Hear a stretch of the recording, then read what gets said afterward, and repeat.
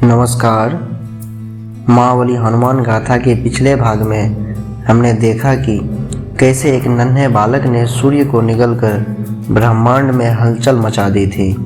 देवताओं के वरदानों ने उन्हें अजय तो बना दिया, लेकिन ऋषियों के एक श्राप ने उनकी शक्तियों पर विस्मृति का पर्दा डाल दिया था। अब समय बदल चुका था। त्रेता युग अपने चरम पर था।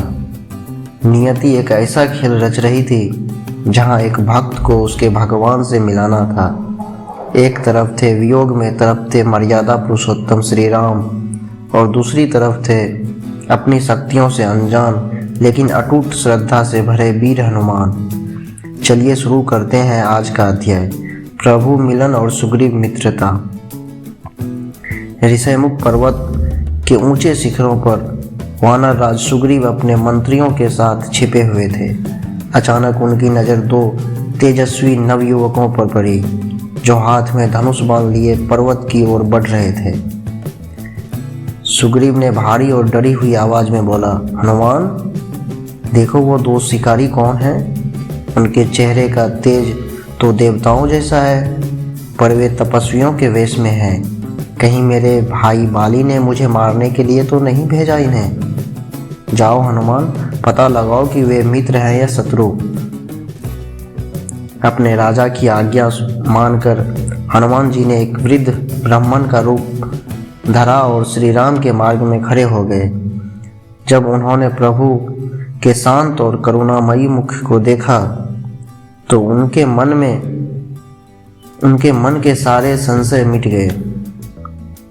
हनुमान ब्राह्मण स्वर में बोले, हे वीर, आप कौन हैं?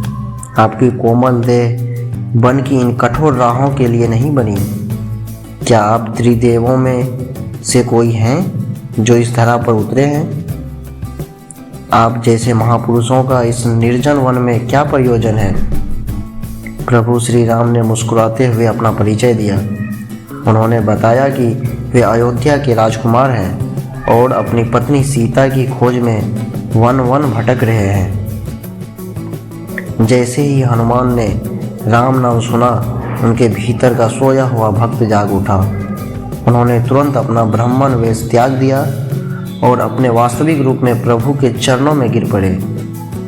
हनुमान भक्ति से भरी आवाज में बोले, प्रभु, मुझे क्षमा करें, मैं मति भ्रम का शिकार था। आप तो घटघट वासी हैं, आप तो मेरे स्वामी हैं। आप अपने एक भक्त अपने भगवान को कैसे भूल सकता है? मैंने तो अपनी पहचान खो दी थी, पर आपने मुझे पहचानने में इतनी देर क्यों लगा दी प्रभु? श्री राम ने बड़े ही प्रेम से हनुमान को उठाकर गले लगा लिया। उस समय स्वर्ग से देवताओं ने पुष्प वर्षा की, क्योंकि आज साक्षात शिव का अंश विष्णु के अवतार से मिल चुका था। हनुमान जी ने राम और लक्ष्मण को अपने कंधों पर बिठाया और पर्वत के शिखर पर ले गए।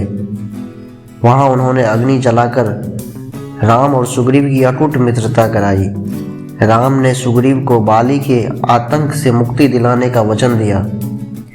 युद्ध हुआ और मर्यादा पुरुषोत्तम के एक ही बाण ने अजय बाली का उद्धार कर दिया। सुग्रीव को उनका खोया हुआ राज्य और सम्मान वापस मिल गया। अब बारी थी श्री राम को दिया वचन निभाने की, माता सीता की खोज। सुग्रीव ने चारों दिशाओं में वानर सेना भेजी, लेकिन दक्षिण दिशा जहां रावण गया था वहां के लिए केवल एक ही नाम सबके मन में था, हनुमान। प्रस्थान से पहले श्री राम ने हनुमान को पास बुलाया।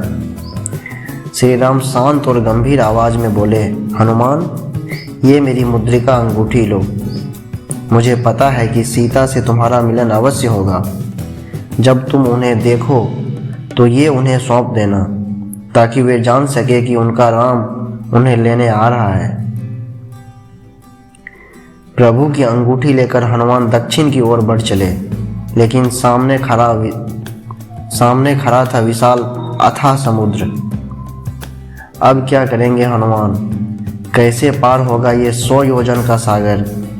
और कैसे याद दिलाएंगे जाम्बवंत जी उन्हें उनकी वो शक्तियां जिन्हें वे भूल चुके हैं?